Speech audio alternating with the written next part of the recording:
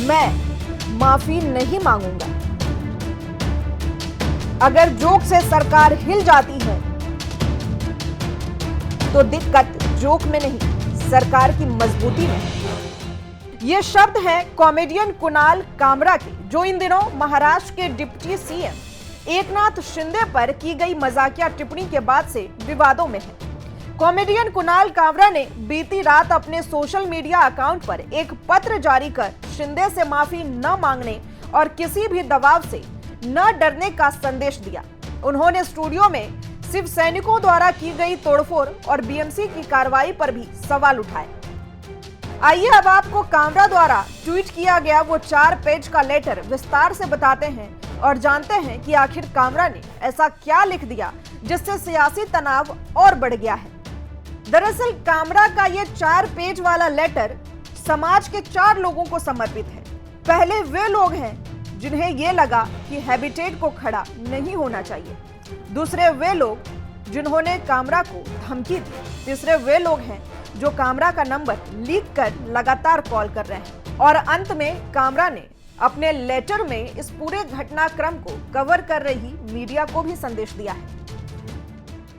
कामरा का पहला पत्र उस भीड़ के लिए है जिसने यह तय किया कि हैबिटेट को खड़ा नहीं होना चाहिए। कामरा ने लिखा, एक मनोरंजन स्थल केवल एक मंच है, सभी प्रकार के शो के लिए एक स्थान।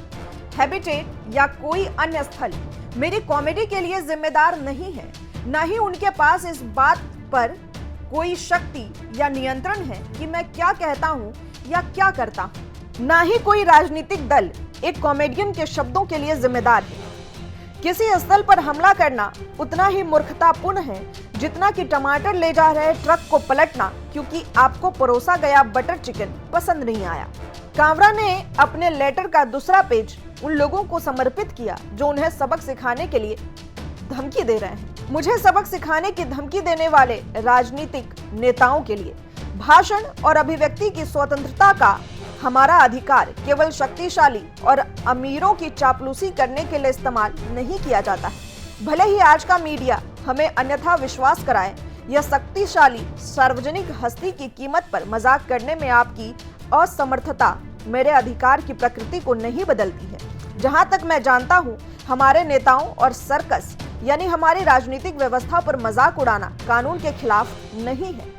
कामरा ने कानूनी कार्रवाई में सहयोग करने की भी बात की और लिखा, मैं अपने खिलाफ की गई किसी भी कानूनी कार्रवाई के लिए पुलिस और अदालतों के साथ सहयोग करने को तैयार हूं, लेकिन क्या उन लोगों के खिलाफ निष्पक्ष और समान रूप से कार्रवाई लागू होगी जिन्होंने यह तय किया कि मजाक से आहत होने पर तोड़फोड़ करना उचित है, और बीएमसी के उन अनिर्वाचित सदस्यों के खिलाफ जो आज बिना किसी पूर्व सूचना के हैबिटेट पहुंचे और हथौड़ों से जगह को तोड़ दिया। शायद अपने अगले स्थान के लिए मैं एलिफिंस्टन ब्रिज या मुंबई में किसी अन्य संरचना का चयन करूंगा जिसे जल्दी से ध्वस्त करने की आवश्यकता है। उन लोगों के लिए जो मेरा नंबर लीक करने या मुझे लगातार कॉल करने में व्यस्त हैं। मुझे यकीन है कि अब तक आपको एहसास हो गया होगा कि सभी अज्ञात कॉल मेरे वॉइस मेल पर जाते हैं, जहां आपको वही गाना सुनाया जाएगा जिससे आप नफरत करते हैं। इस सर्कस की ईमानदारी से रिपोर्टिंग करने वाले मीडिया से भी कामरा ने कुछ कहा है। कामरा ने लिखा, याद रखें कि भारत में प्रेस की स्वतंत्रता 159वें स्थान पर है। मैं माफी नहीं मांगूंगा। मैंने जो कहा वो बिल्कुल वही है जो अजित पवार ने एकनाथ शिंदे के बारे में कहा था। मैं उस भीड़ से नहीं डरता और मैं अपने बिस्तर के नीचे छिपकर शांत होने का इंतजार नहीं करूंगा।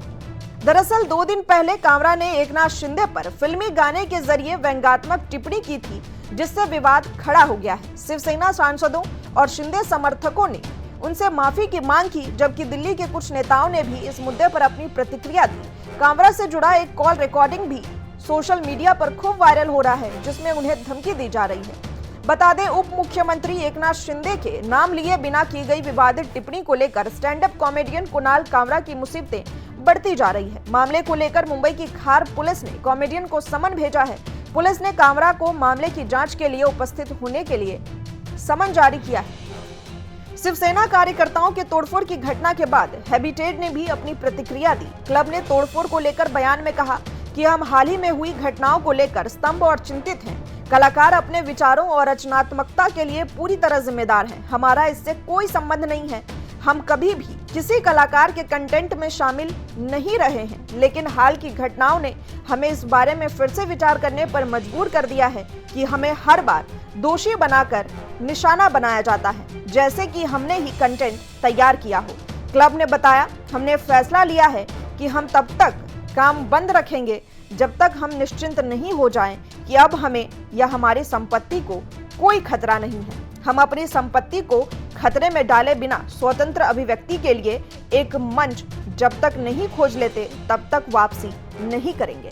पूरे मामले को लेकर आप क्या सोचते हैं, कमेंट कर हमें जरूर बताएं। इसी तरह की तमाम बड़ी खबरों के लिए जुड़े रहें हमारे साथ। हमें यंग भारत सच के साथ।